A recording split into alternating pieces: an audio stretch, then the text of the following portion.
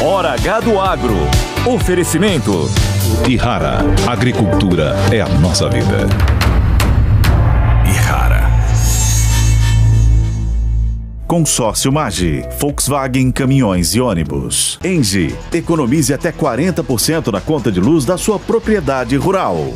BYD Shark, a caminhonete super híbrida, potente como agro.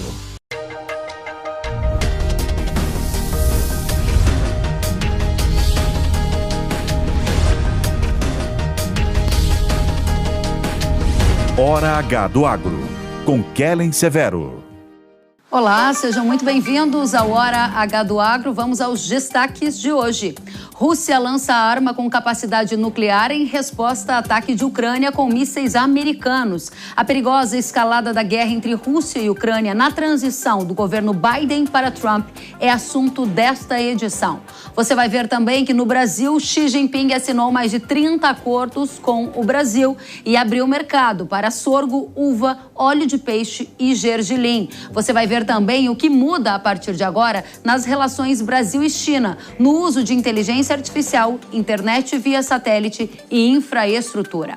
Na Europa, CEO do Carrefour vai banir a carne do Mercosul dos supermercados da França. A decisão inclui a proteína brasileira. Na Dinamarca, o governo decide acabar com 10% das terras agrícolas para transformar em áreas de floresta. A Agenda Verde e o agro estarão em foco nesta edição. E lá nos Estados Unidos, você vai ver que Bob Kennedy é nomeado secretário no governo Trump. Crítico do glifosato, do xarope de milho e do açúcar, pode mudar as regras do mercado agrícola norte-americano? Você vai ver tudo isso e muito mais no Hora H do Agro, que já está no ar. A guerra na Ucrânia completou 1000 dias e parece estar atingindo um ponto crítico com a escalada das tensões. A Rússia disse ter lançado um míssil balístico intercontinental com capacidade nuclear contra o território ucraniano. Putin chamou o ataque de teste e disse que foi bem sucedido e atingiu um complexo militar. O uso de uma nova arma da retirada do arsenal estratégico da Rússia é uma escalada notável da guerra, segundo autoridades ucranianas e ocidentais. Nesta semana, a Ucrânia utilizou pela primeira vez mísseis de longo alcance contra a Rússia. Esses mísseis foram cedidos pelos Estados Unidos. O uso desse tipo de armamento foi autorizado pelo presidente norte-americano Joe Biden e pode marcar, sim, uma nova fase da guerra. Em resposta, o líder da Rússia, Vladimir Putin, assinou um decreto que flexibiliza o uso de armas nucleares pelo país. Os russos entendem que a autorização desses mísseis de longo alcance se trata de uma interferência direta dos norte-americanos. A medida abre espaço para a Rússia fazer um ataque nuclear se o seu território ou de Belarus, aliada do país, sofrerem um ataque que crie uma ameaça à soberania e à integridade territorial. O porta-voz do Kremlin disse que o decreto era necessário diante da situação atual. Já no G20, cúpula que ocorreu aqui no Brasil, o ministro das Relações Exteriores da Rússia, Sergei Lavrov, atenuou a situação e disse que o país vai fazer todo o possível para impedir uma guerra nuclear. Pessoas próximas de Donald Trump acusaram o presidente Joe Biden de escalar a guerra nesta reta final do mandato. No X, o ex-diretor de inteligência nacional durante o primeiro mandato de Trump escreveu, abre aspas, ninguém previu que Joe Biden iria escalar a guerra na Ucrânia durante o período de transição. É como se ele estivesse iniciando uma guerra totalmente nova. Tudo mudou agora, todos os cálculos anteriores são nulos e inválidos. Já o filho mais velho de Trump citou que uma terceira guerra mundial poderia começar antes do republicano assumir a Casa Branca. Rússia e Ucrânia são grandes produtoras de grãos, com destaque na produção de gergelim, de milho, entre outros, além de fertilizante e diesel. Ou seja, qualquer interrupção nesses fluxos afeta diretamente a formação de preços de commodities globais e pode também afetar custos de produção, como combustíveis e insumos, com repercussões diretas e indiretas ao Brasil. A Rússia, por exemplo, é líder mundial nas exportações de trigo e é a segunda maior maior exportadora de girassol. Já a Ucrânia é a maior exportadora mundial de girassol, quarta maior de milho e a sexta maior de trigo. Ou seja, geopolítica importa para o agro e a gente vai aqui entender em qual momento desta guerra na Europa nós estamos, se há de fato esta perigosa escalada para um novo patamar de forma a impactar formação de preços de commodities, formação de custo de produção a partir de insumos como fertilizante e diesel. Para essa conversa nós temos Valdir Bezerra, mestre em Relações Internacionais pela Universidade de São Petersburgo. Seja muito bem-vindo. Também recebemos Sandro Teixeira, doutor em Ciências Militares e professor do ECM, Escola de Comando e Estado-Maior do Exército. E Paulo Molinari, consultor das Safras e Mercado, para também analisar o agro conosco. Sejam muito bem-vindos e eu começo a primeira rodada com você, Valdir. O que muda na guerra a partir do uso desses mísseis americanos de longo alcance, esses armamentos inéditos, de fato configuram uma escalada, uma piora perigosa dessa guerra na Europa? Olá a todos, olá, querem ser velhos convidados, é um prazer participar novamente da Hora H do Agro. Já se passaram mais de 1000 dias de guerra, a gente tem um novo momento hoje, um momento sim de escalada, um momento preocupante. Eu quero chamar a atenção para o fato de que a Rússia, no dia 19, lançou uma nova doutrina de uso de armas nucleares. A doutrina anterior estava em vigência desde o ano 2000 e nessa nova doutrina a Rússia considera que um ataque ao seu território vindo de um estado não nuclear que tenha tido a ajuda de um país nuclear, é considerado pela Rússia como uma espécie de agressão conjunta. Então, a Rússia interpretou que essa permissão dos Estados Unidos e da Grã-Bretanha, da Ucrânia, usar mísseis de longo alcance, do tipo ATACMS e também do tipo Storm Shadow, significa agora que a Rússia está sendo atacada por esses 3 países, pela Grã-Bretanha, pelos Estados Unidos e pela própria Ucrânia. E a Rússia também, nessa nova doutrina, se reserva o direito de usar armas nucleares em vista desse tipo de ataque. Então, a gente está num novo momento da guerra, um momento preocupante, sim. A gente vai precisar acompanhar os próximos movimentos a partir de então. Valdir fala que a gente está num novo momento da guerra, um momento preocupante. Você concorda, Sandro? Você tem muitos conhecimentos nessa área militar. Então, estamos num limite para que outros países da OTAN ou até outras nações sejam mais diretamente envolvidas nesse conflito? Bom, Kelly, saúdo a você, saúdo a todos os participantes e a nossa audiência. Agradeço o convite para participar do programa. Sem dúvida, é um momento extremamente preocupante. É um momento que a gente tem visto uma tentativa ucraniana de criar uma nova questão para tentar mudar a lógica da guerra, porque desde fevereiro eles vêm perdendo território ucraniano para os russos. Os russos vêm avançando desde fevereiro com ganhos consolidados. Em agosto, nós tivemos a ação em Kursk, tentando tomar território russo para criar uma modelagem e mudar o aspecto de eventuais negociações de paz diante de um cenário de uma presidência de Donald Trump. O fato é de que agora a gente está num momento mais tenso, porque com a autorização da utilização de mísseis táticos do exército americano, que são os ATACMS, como dito pelo Valdir, da utilização também de minas terrestres, que foi autorizado também nessa semana pelo Biden, o que parece é que o governo em Kiev e a Casa Branca, a administração que está saindo, parece tentar criar uma situação na qual amarre as mãos da administração que vai assumir e tente impedir um eventual plano ou negociação de paz por parte da administração Trump. Então, isso causa um impacto enorme e a gente tem visto os russos entendendo esse sinal e lançando uma série de ataques contra a infraestrutura, contra áreas produtoras, contra o principal porto de exportação ucraniano, que é Odessa, o que tem impactado no mercado global. Muito bem, você traz pontos muito interessantes e termina dizendo com o porto de Odessa, o que me dá o link perfeito para introduzir você nessa conversa, Paulo. Quando há cerca de 1000 dias atrás a gente viu o início dessa guerra entre Rússia e Ucrânia, os mercados agrícolas sofreram mudanças importantes dos patamares de preço, preços subiram, houve preocupação sobre fornecimento de fertilizantes, de diesel, inclusive, me corrija se você não concorda, uma consequência dessa preocupação com a oferta da Ucrânia foi, inclusive, uma abertura do mercado de milho para a China.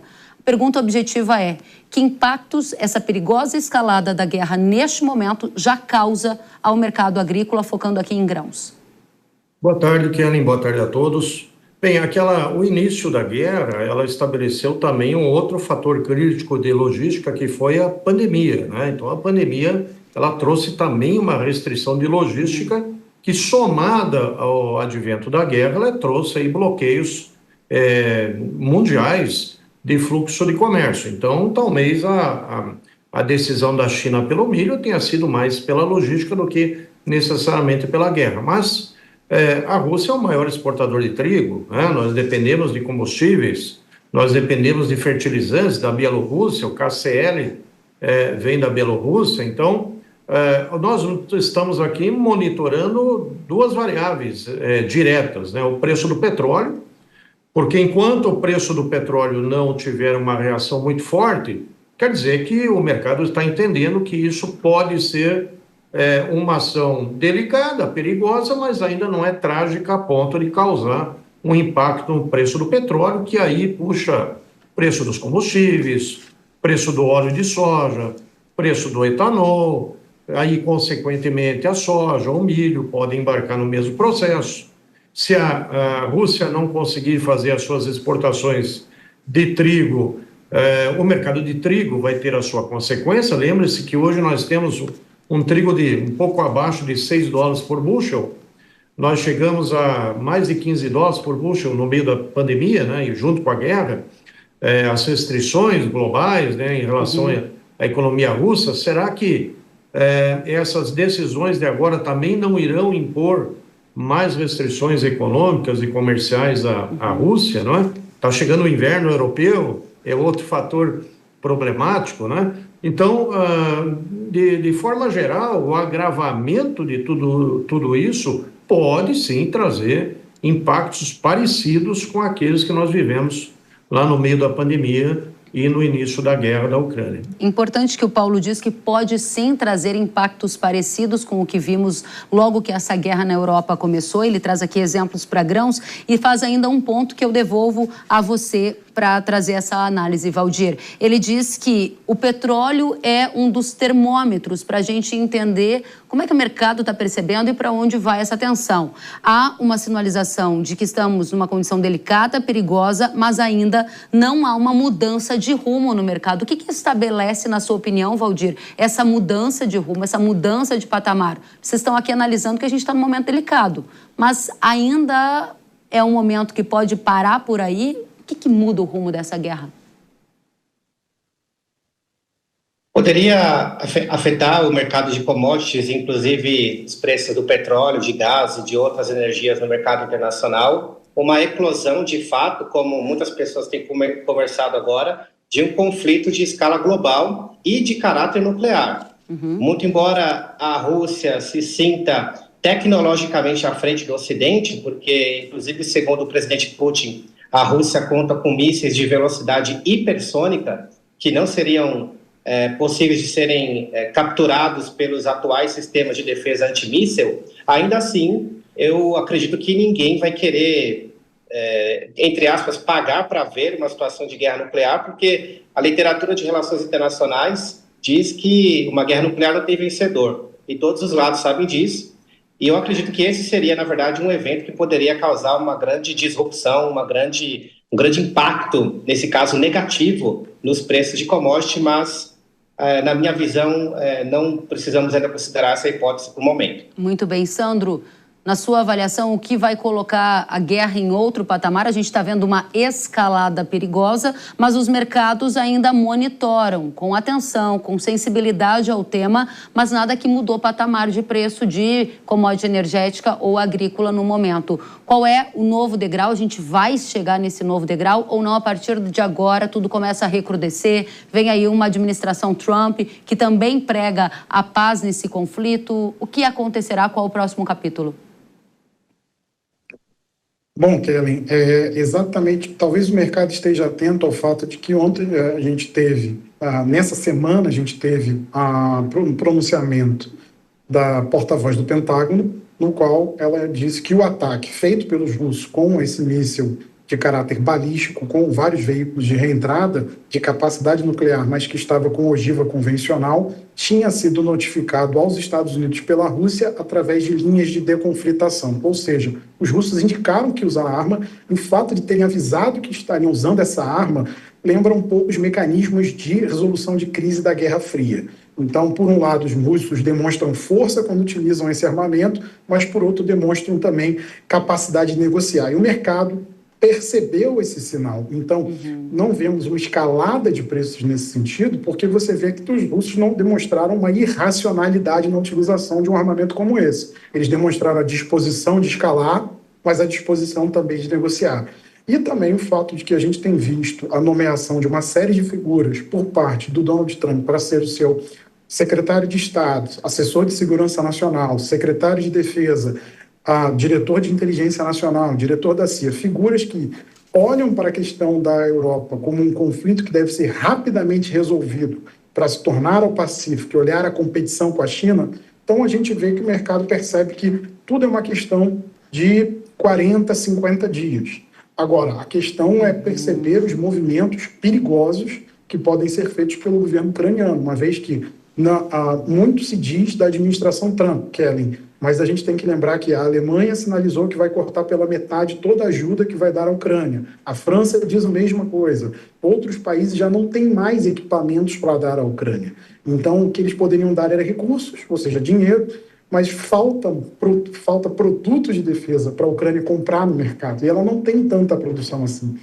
Então, isso leva a uma questão de que os russos têm acelerado o compasso do conflito, inclusive para demonstrar vontade de negociar e também submeter a Ucrânia e trazer a Ucrânia para a mesa de paz, que é uma eventual negociação capitaneada por essa nova administração americana. Ou seja, rapidamente, Paulo, já vou a você. Sandro, em outras palavras, o que você está dizendo é que a gente está vendo uma escalada da guerra, mas ela pode levar a um cenário em que 40 a 50 dias, quando a nova administração assume nos Estados Unidos, haja um cenário mais propenso para uma negociação de paz ou até para uma perda de território da Ucrânia para a Rússia em função dessa perda de financiamento que virá da Alemanha, dos Estados Unidos e de outras nações. Esse é um dos seus entendimentos?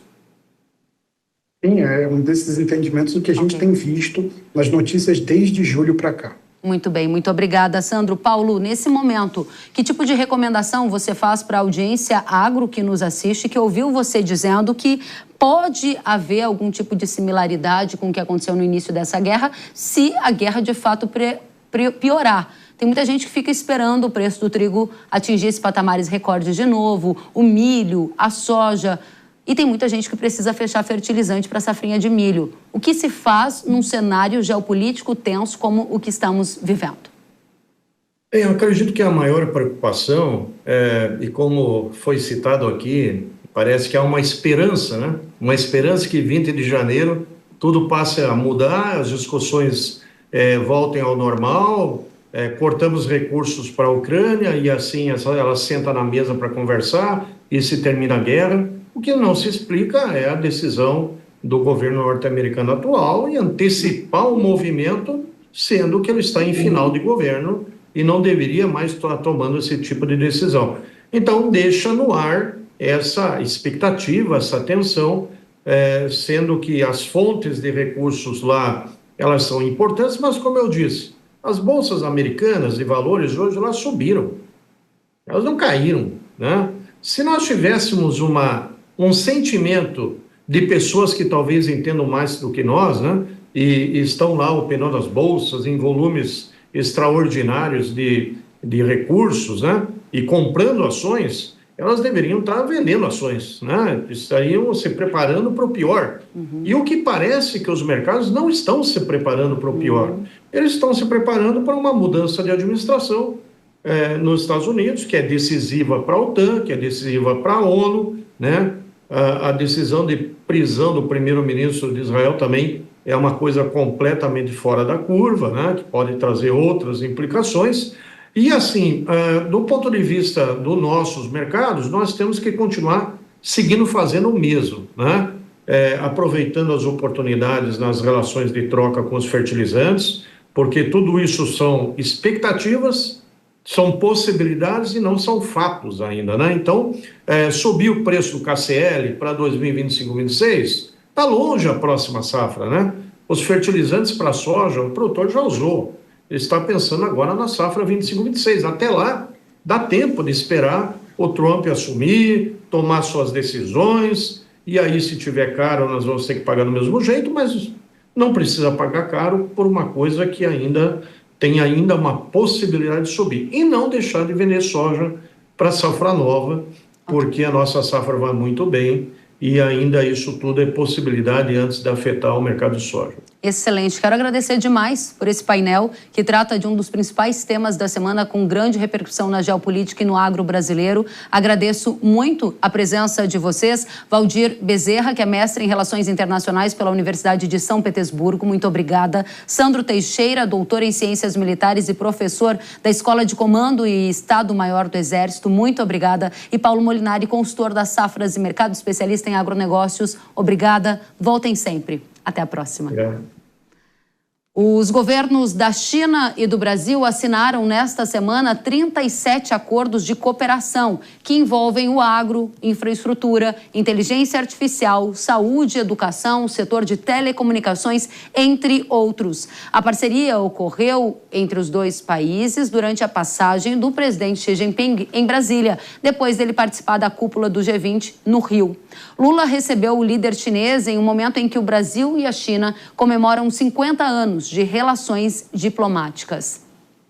Como o Hora H do Agro adiantou para vocês na última edição, a China, de fato, confirmou a informação. Ela abriu 4 novos mercados para produtos do agro brasileiro. São eles sorgo, gergelim, uva de mesa e produtos derivados do peixe, como farinha, óleos e gorduras, que poderão, então, ser exportados aos chineses. Segundo o Ministério da Agricultura, a China é a maior importadora de gergelim e farinha de pescado do mundo. Nestes 4 produtos, que tiveram mercado aberto agora para as exportações do Brasil, os chineses importaram quase 7 bilhões de dólares. O Brasil também assinou um acordo para a criação de um laboratório em mecanização e inteligência artificial para a agricultura familiar. No setor de infraestrutura, o Brasil não aderiu à iniciativa Cinturão e Rota, também conhecida como Nova Rota da Seda. No lugar, o governo assinou uma intenção de cooperação neste projeto. Na área de tecnologia, os acordos envolveram a cooperação no desenvolvimento de inteligência artificial e nas telecomunicações, a empresa chinesa SpaceSail irá avaliar a criação de uma subsidiária no Brasil para investir e operar uma rede global de satélites de órbita terrestre baixa. Esse tipo de serviço é o mesmo que a empresa do bilionário Elon Musk fornece ao Brasil, garantindo acesso à internet em áreas remotas, como as áreas rurais.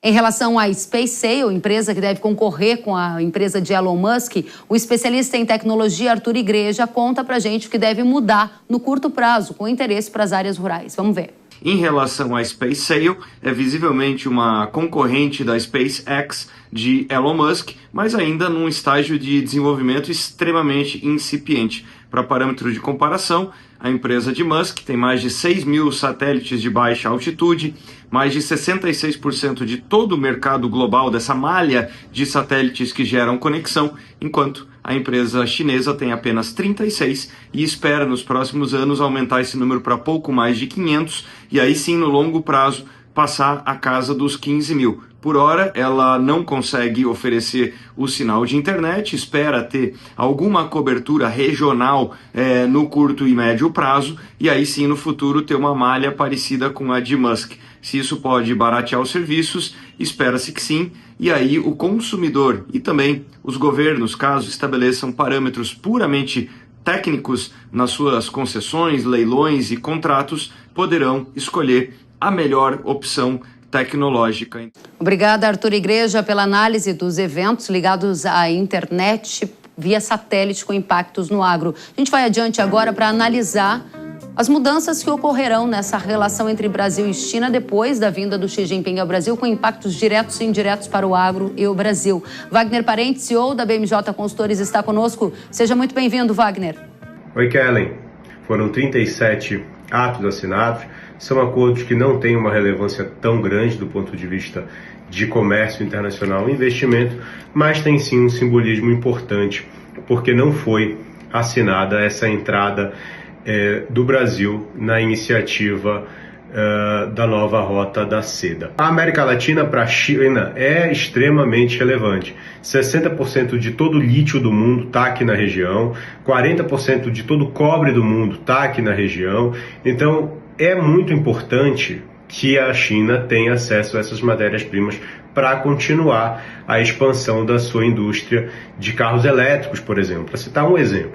Então, não precisava, nesse momento, o Brasil ganhar talvez uma inimizade de saída com o novo governo Trump para aderir a essa iniciativa nesse momento. Talvez mais para frente, mas eu acho que, sem dúvida, a decisão do governo brasileiro foi acertada. A Confederação da Agricultura e Pecuária do Brasil revela que o mercado chinês é gigante e diz que os mercados de uva e sorgo são os que mais podem se beneficiar dessa abertura de mercado, ou seja, o Brasil poderá exportar essas culturas para o gigante asiático. Vamos conferir. O mercado chinês é um mercado gigantesco e com alto potencial para as exportações brasileiras. Isso deve estimular o crescimento da produção para esses 4 produtos. No caso da uva, hoje a China importa cerca de 166 mil toneladas anuais e o Brasil exporta 73 mil toneladas anuais. É um mercado grande e que deve registrar um forte crescimento na demanda por frutas do mercado internacional, haja visto que a China não tem muito mais espaço para ampliar a sua própria produção e hoje eles estão muito mais preocupados com garantir a autossuficiência dos grãos produzidos no país. No caso do sorgo, a China é o maior mercado consumidor dentro do mercado internacional. Então a gente está falando aqui de um país que responde por cerca de 78% da demanda de sorgo dentro dos mercados internacionais e que deve estimular muito o crescimento da produção dessa cultura aqui no Brasil. Muito obrigada, CNA, pelos esclarecimentos das mudanças que devem ocorrer nesses mercados aqui no Brasil. E hoje o Alex Rufo participa conosco do Hora H do Agro para trazer uma novidade do mundo das picapes. Vamos ver? A tão aguardada caminhonete da BYD chegou. A Shark, que carrega no seu peito robustez, segurança, muito conforto e também ser a primeira picape super híbrida do Brasil.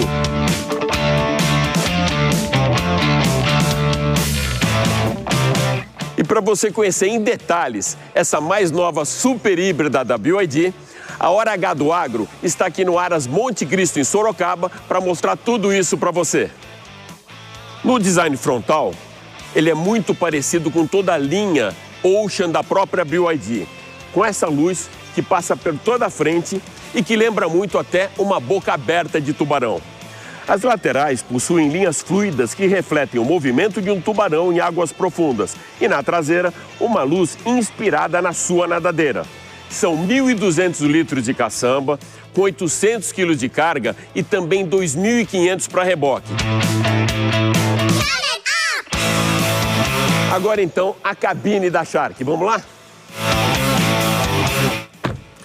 De cara, um impacto muito grande pela qualidade do material, pelo acabamento, por essa tela aqui de 12,8 polegadas de multimídia, né? Uma conexão completa também com o painel de instrumentos bem aqui atrás do volante, que é o cluster. E muito bem integrado a todas essas funções que tem aqui no volante. Além disso, 2 carregamentos de celular por indução e aquela ligação que é sempre boa para segurança, né? Você tem Android Auto e Apple CarPlay para você fazer o espelhamento do seu celular para andar aí pela estrada e poder fazer a sua conexão, por exemplo, do Spotify, do rádio e também da navegação. Vamos então agora para o nosso test drive dinâmico. Bom, e já que o mote principal desse test drive é o agro, vale a pena a gente testar agora, como eu estou fazendo, num terreno mais acidentado. Mas o que dá para perceber é que essa suspensão é muitíssimo bem equilibrada e a facilidade com que ela supera todos esses obstáculos e também esse lamaçal foi muito tranquila. É um motor a combustão 1.5 turbo, aliado e trabalha em conjunto então com 2 outros elétricos, um no eixo dianteiro, outro no traseiro, que entregam combinados 437 cavalos de potência. Ela vai de 0 a 100 em apenas 5,7 segundos e com uma eficiência energética absurda. Bom, depois dessa experiência incrível ao dirigir a Shark, fica aqui alguns atributos muito importantes de segurança, conforto e muita tecnologia. E para finalizar, vale lembrar que a Shark tem garantia de 6 anos sem limite de quilometragem, na bateria 8 anos e o preço R$ 379.800. Até a próxima! Obrigada, Alex Rufo. Traga sempre mais novidades aqui ao Hora H do Agro. E depois do intervalo, você vai ver que o Carrefour vai banir as carnes do Mercosul dos supermercados da França. Isso impacta a proteína brasileira. E mais, Bob Kennedy é nomeado secretário no governo Trump. Crítico do glifosato, do xarope de milho e açúcar, pode mudar as regras do mercado agrícola norte-americano? A gente te conta já já e eu espero você. Quando falamos em sustentabilidade, não nos referimos apenas ao meio ambiente, mas também ao sucesso do seu negócio. Já imaginou o que você pode fazer pela sua empresa ao economizar 40% na conta de luz? Ao migrar para o mercado livre de energia, você pode redirecionar os recursos economizados para diversas oportunidades de investimento.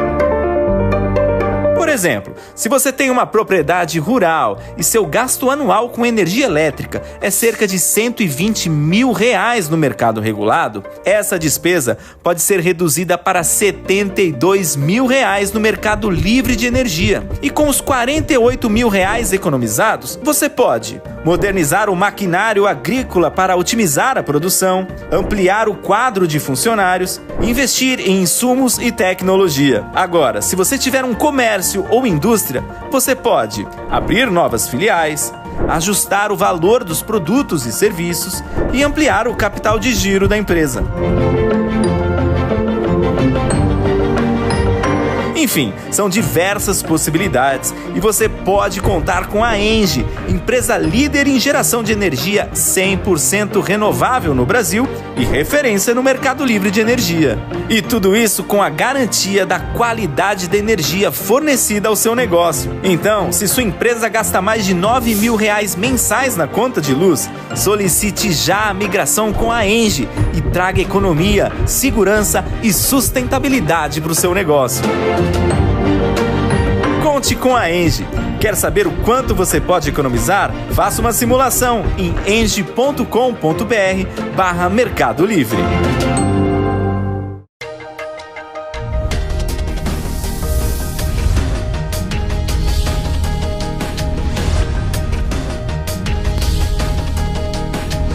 Hora H do Agro, com Kellen Severo.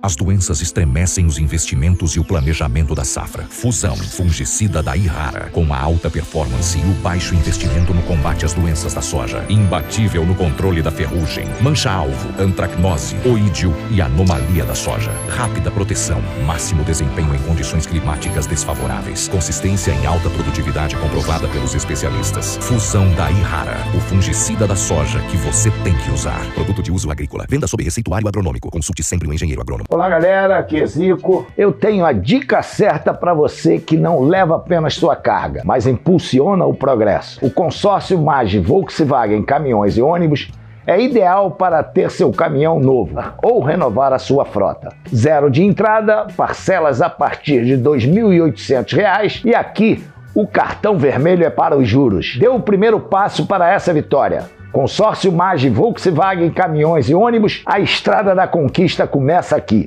A ENGIE gera energia que faz o seu negócio girar.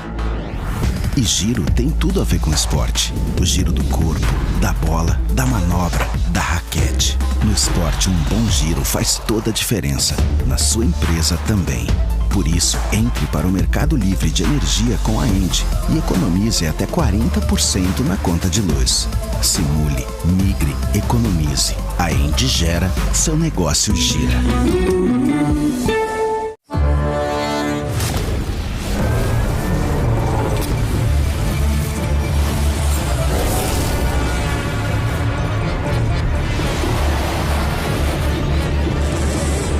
Chegou o BYD Shark. A primeira caminhonete super híbrida do Brasil. É muito mais potência, sustentabilidade, eficiência e tecnologia. BYD Shark. Potente como agro. Desde o tempo do homem primitivo, a grande civilização grega, da Revolução Industrial até o mundo moderno, grandes guerras aconteceram, moedas foram criadas, inovações científicas mudaram o mundo e forjaram os povos. Todas essas transformações foram costuradas pelo fio invisível da economia. Esse conhecimento é a chave para entender as relações humanas, trabalho, negócios, investimento e política. Ao longo da minha carreira, eu percebi que muitas pessoas têm dificuldade em entender esses conceitos que são essenciais para as nossas vidas, para que a gente prospere. Quero compartilhar com você os fundamentos econômicos que moldaram e continuam a moldar o mundo. Entenda os segredos e transforme a sua forma de investir com o meu novo curso, Economia Touro, os 200 conceitos que interessam. Acesse agora newcursos.com.br e comece a sua jornada. Vai, Torio!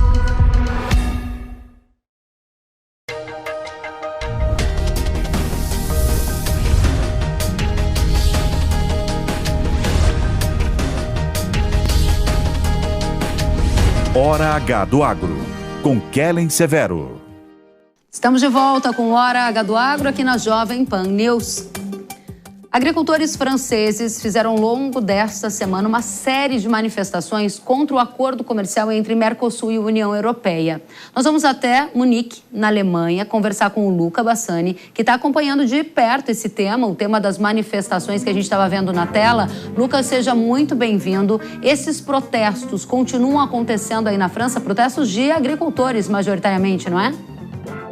Exatamente, Kellen. Boa manhã a você, a todos que nos acompanham aqui no Hora H do Agro. A gente vê que é um drama recorrente na Europa durante este ano, a manifestação de vários agricultores, não só na França, mas aconteceram também na Polônia, na Espanha. Agora, volta a França a ser o centro dessas manifestações por conta da viagem do presidente Emmanuel Macron à América do Sul, a participação do G20 e também a abordagem desse tema de maneira bastante frequente durante a cúpula, principalmente dos encontros bilaterais com o presidente Lula. Eles querem que de maneira alguma este acordo seja assinado entre os países sul-americanos e a União Europeia, dizendo que vai prejudicar muito, vai ser um caixão, né? A gente vê até aí várias imagens, vai ser o enterro da agricultura francesa, que não tem condições de competir no mesmo nível com os produtos brasileiros ou argentinos. Algo que vale ser mencionado, o presidente Macron disse que a França não é o único país que se opõe a este acordo, mas não revelou quais seriam os outros países que também estariam junto com a França. Vale a gente dizer que não basta só a França para que o acordo seja barrado, é necessário pelo menos 4 países que conjuntamente representem 35% da população da União Europeia, portanto aí 150 milhões de pessoas, algo muito difícil de imaginarmos que teremos ao lado da França nesse momento, principalmente se vemos que a Alemanha e a Espanha são muito favoráveis e estão pressionando para que saia o quanto antes este acordo de tantos anos. Importante esse ponto que você traz, porque algumas lideranças aqui do governo Lula já sinalizaram a expectativa de que até o final do ano a gente tenha uma sinalização positiva para finalmente chegar a esse acordo Mercosul-União Europeia, que se arrasta há mais de 20 anos, uma tentativa de que ele seja efetivamente firmado. Pelo que você acompanha na Europa, estamos muito próximos desse acordo acontecer ou tão distante quanto estivemos nos últimos 20 anos? Estamos mais próximos a alcançar este acordo, principalmente porque a França, no caso, está contrariamente, mas a Alemanha e a Espanha, que conjuntamente são dos 4 países mais importantes da Europa, estão apoiando essa medida. A Itália também ainda não se manifestou, mas todos os outros são muito pequenos em população e também em votos dentro de Bruxelas ou Estrasburgo para causar qualquer tipo de mudança. Então, o convencimento da França parece que vai vir a partir dos países maiores que já estão, de fato, decididos a aprovação deste acordo para facilitar todas as exportações da União Europeia para a América Latina e também vice-versa. Luca, agora uma última questão. Interessante como o poder de manifestação dos agricultores, a gente está vendo imagens, vou pedir para o Kaique encher tela para a gente ver o tamanho dessas manifestações na França. Manifestações que levaram tratores para as ruas, que são de agricultores contrários ao acordo Mercosul-União Europeia pelos riscos que entendem que isso gerará aos aos produtos que eles fazem lá, ou seja, a entrada de produtos mais competitivos aqui do Brasil e de outras regiões. E o que me chama a atenção, e eu gostaria da sua opinião, é como as empresas privadas estão entrando no circuito dessa discussão. Há algumas semanas nós aqui repercutimos uma decisão da Danone da Europa sobre a soja do Brasil, e agora o CEO do Carrefour, a rede de supermercados que também é francesa, afirmou nas redes sociais que a rede não vai mais comprar carne do Mercosul. Como que você traz para a gente as suas perspectivas direto da Europa sobre esse envolvimento das empresas privadas nesse assunto?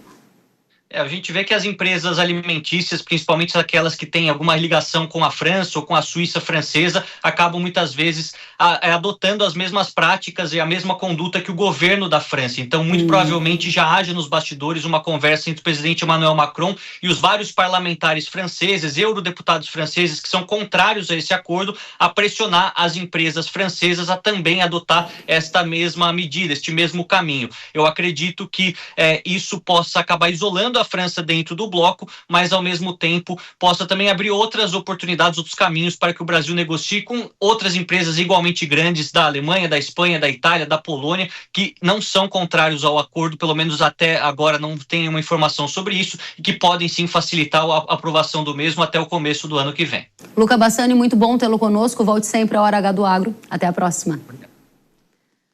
O CEO do Carrefour da França, como há pouco eu falava com o Luca, afirmou nas redes sociais que a rede de supermercados não vai mais vender carnes do Mercosul.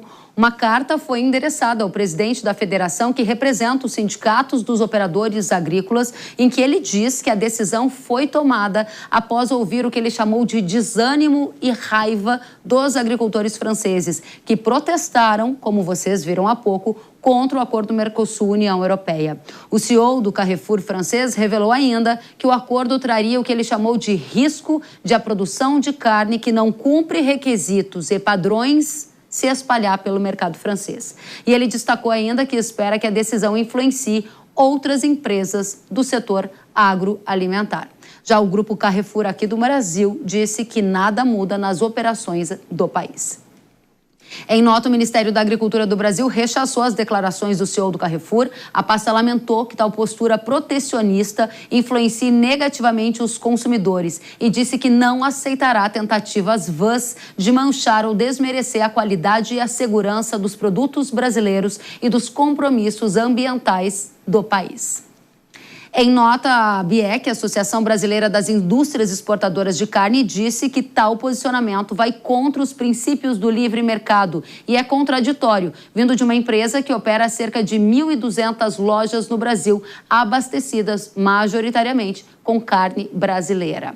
Já a Associação Brasileira de Proteína Animal, a ABPA, que representa a indústria de carne de frango e suínos, afirmou que a posição do CEO do Carrefour da França foge à lógica de uma organização global que deve atuar dentro dos princípios da competitividade e respeito ao livre mercado.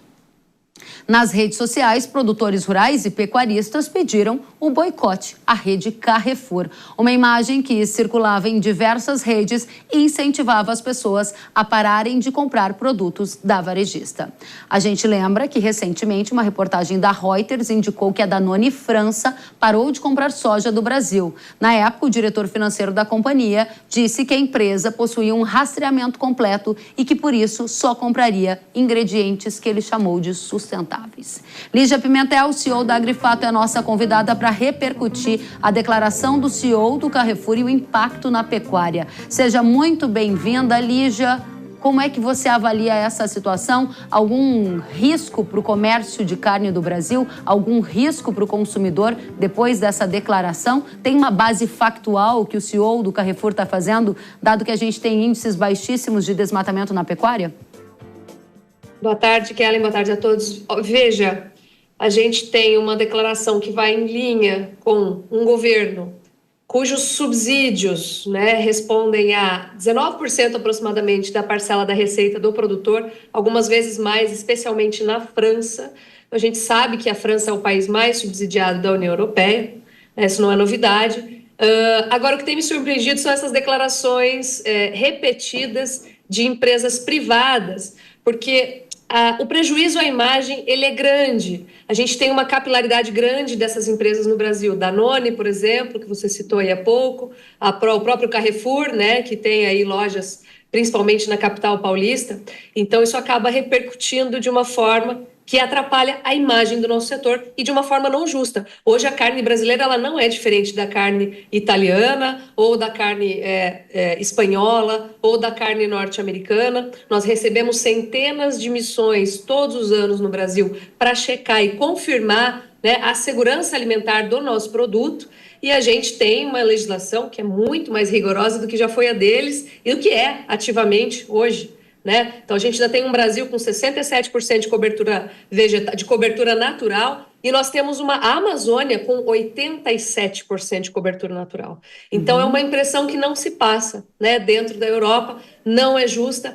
E muito gostei, inclusive, da manifestação das entidades que se juntaram, aí, né, a ABEC, a BPA, a ABAG, a CNA, a SRB, a Fiesp, para falar que se a carne brasileira não serve para a França, também não deveria servir para o Brasil. Agora, o fato é, Kellen, que eles correspondem a mais ou menos 4 ou 5%, pensando em União Europeia como um todo, tá? Não só a França. A França tem uma participação muito pequena. Mas a União Europeia corresponde a 4 ou 5% das nossas vendas, mas a mais ou menos 98% do ruído e dos problemas que trazem aqui para a gente depois. Importante o que você coloca. A União Europeia é um destino que você acabou de trazer o percentual que representa, mas a França tem uma representação no volume, pelo menos levando em consideração os dados de 2024, volume que representa 0,005% do total de carne exportado pelo Brasil.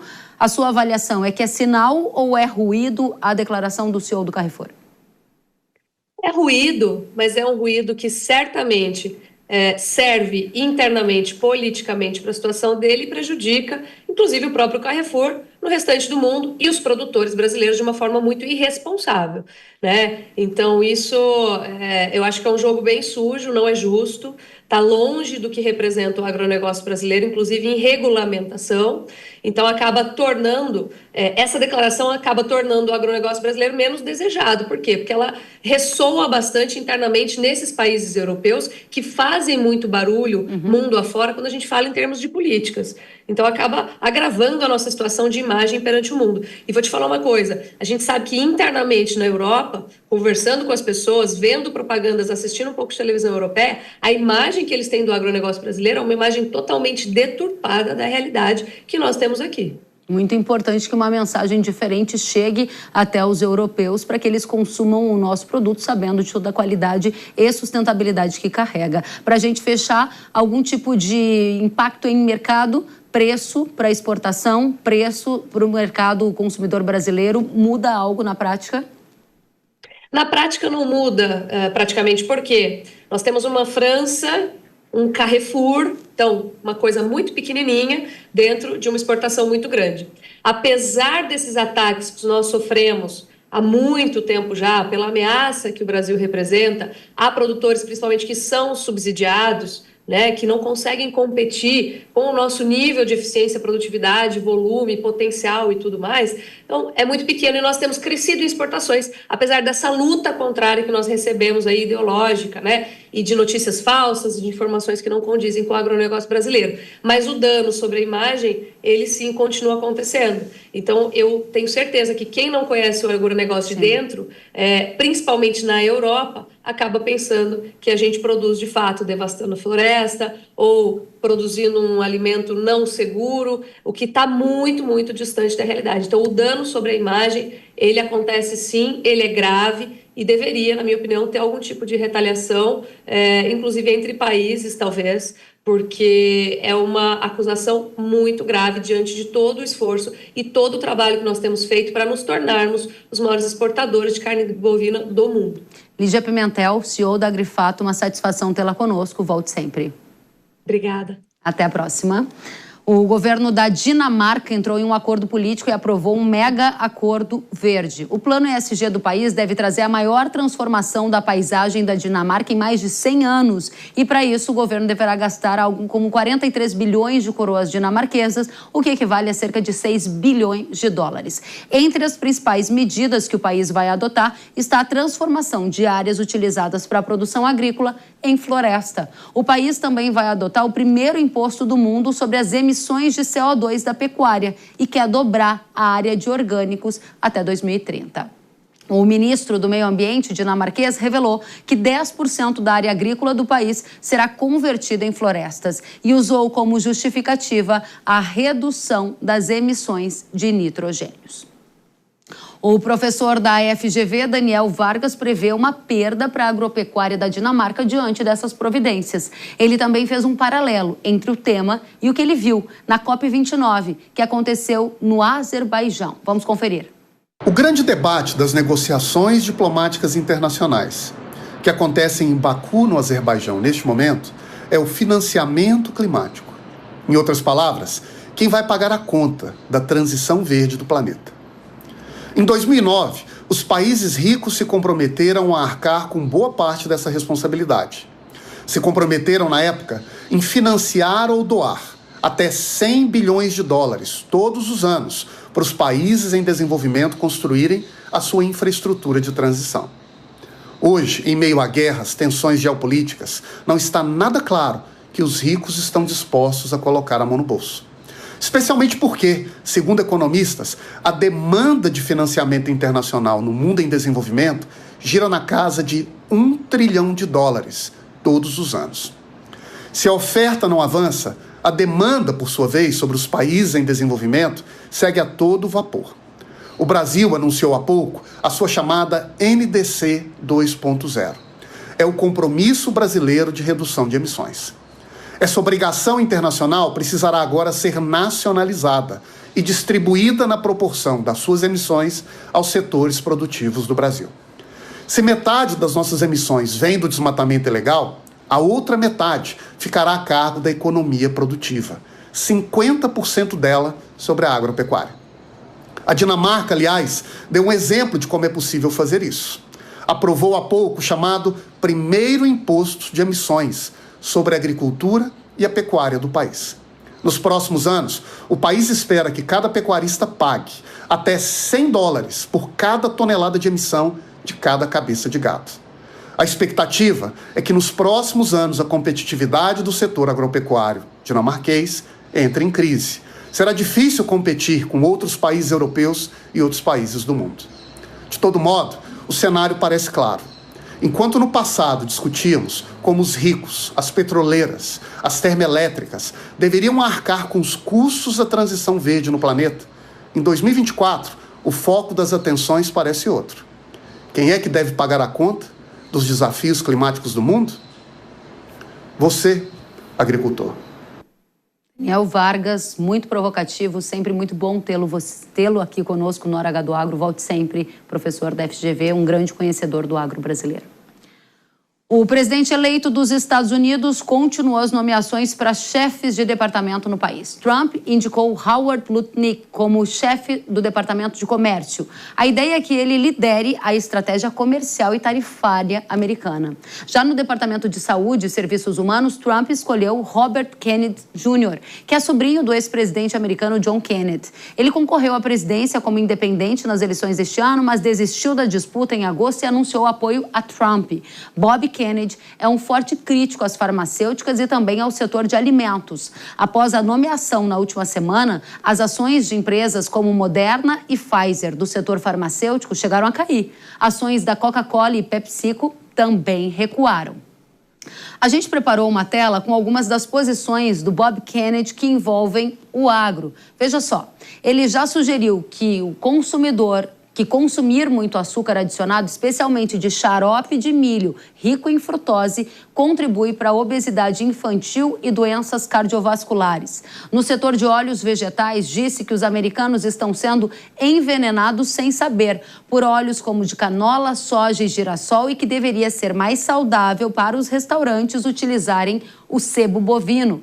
Em relação aos pesticidas, ele já se posicionou contrário ao tema e, inclusive, contra o uso do agroquímico glifosato, que é bastante utilizado também em lavouras norte-americanas. Para tratar do poder de influência de Bob Kennedy no governo Trump com aspectos que impactam o agro, a gente vai receber o Leandro Ruschel, que é fundador da Liberta Investimentos, mora nos Estados Unidos e é o nosso convidado de hoje. Ruschel, seja bem-vindo.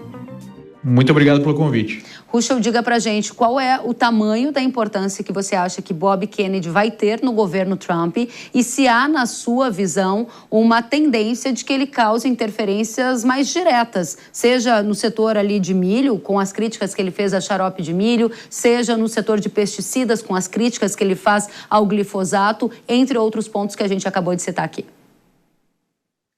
Bom, vamos lá.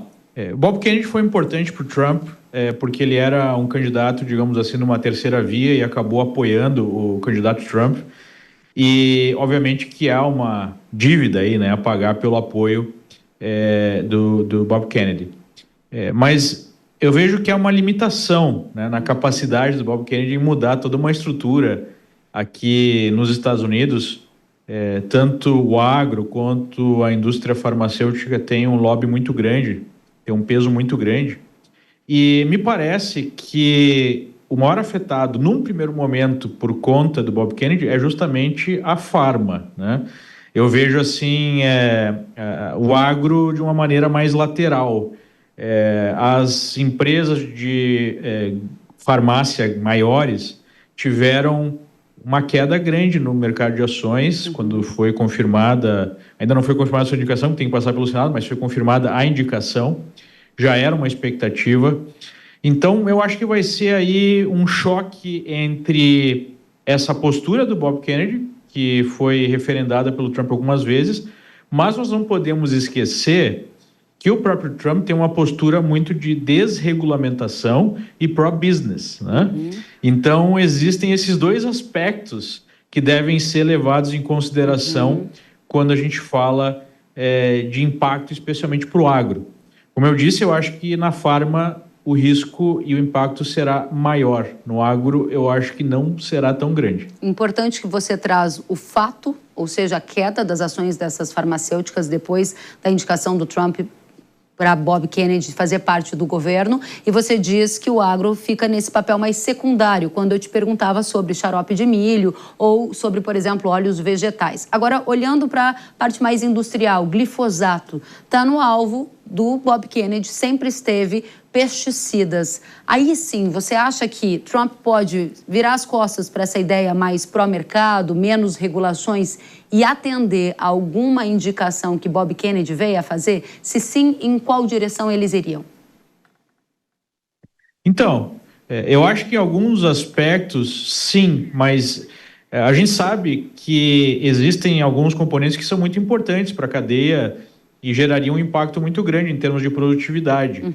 Eu acho que vai haver esse conflito sistemático e a minha perspectiva seria que o Trump desse mais peso à questão da produtividade, né, dos desdobramentos econômicos, do que efetivamente da questão de saúde.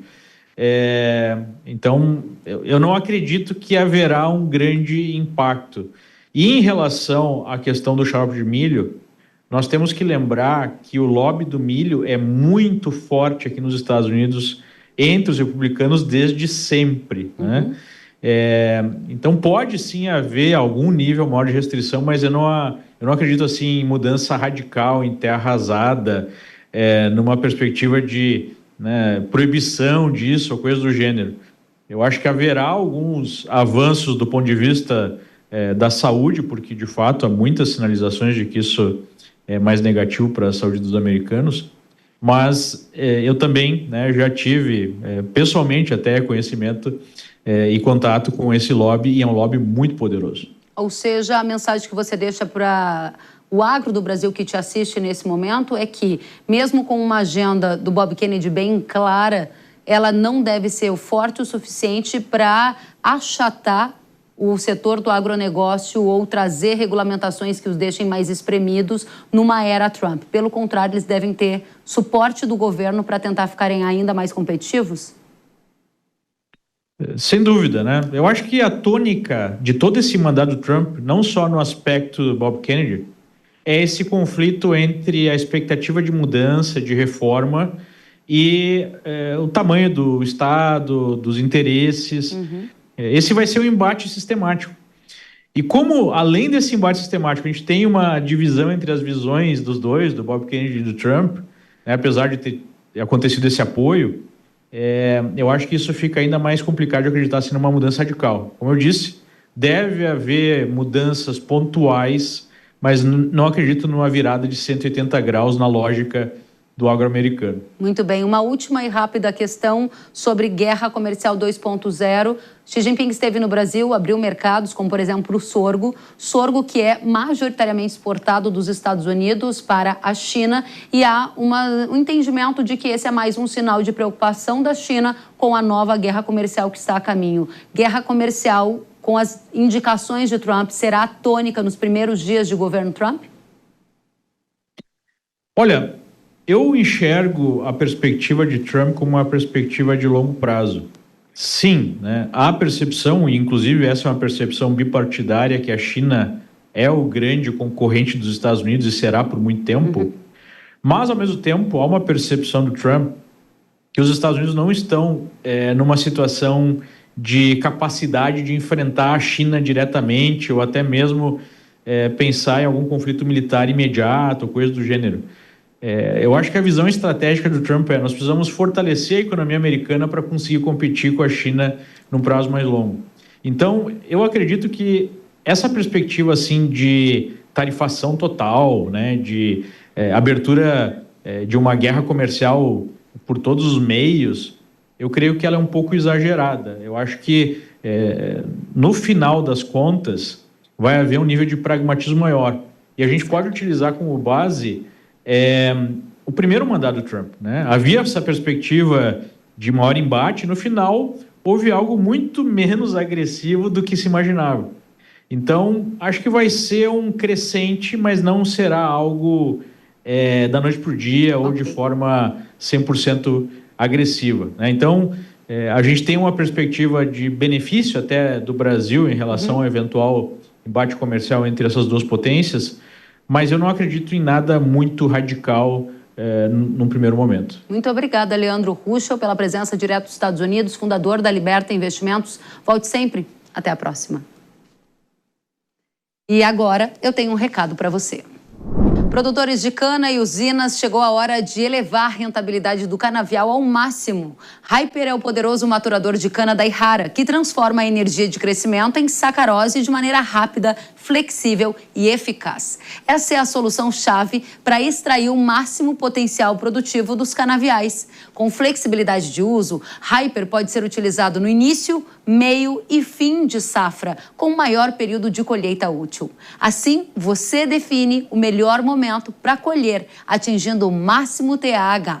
Tudo isso resulta na tão buscada produtividade, com ganhos expressivos de ATR a partir de 14 dias a 45 dias. Eleve a sua rentabilidade ao máximo com o Hyper da Yara. Acesse yara.com.br ou aponte a câmera do seu celular para o QR Code que está aparecendo na tela e saiba mais sobre Hyper. O Hora H do Agro de hoje fica por aqui. Até a próxima. Tchau.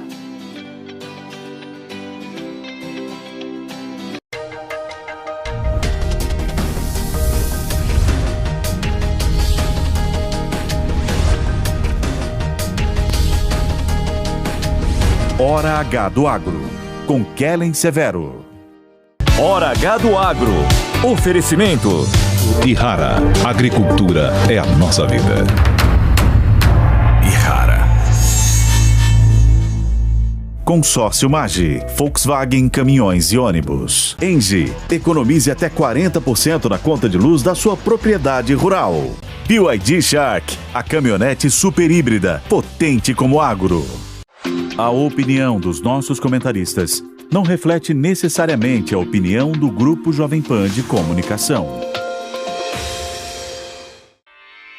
Realização Jovem Pan News.